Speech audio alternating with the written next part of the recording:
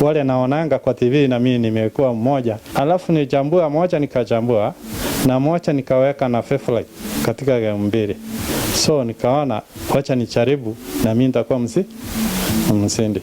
So nimechukua mimi ni mmoja wao. I wish ningepata hiyo 15 ningepata hiyo 5 million. By the way, sitakufa la nitaendelea kucheza. For this money it is any booster. Have some my kids ambao mmoja ataenda university, tawalipia wengine high school. So naona Shabiki imeniinua kidogo.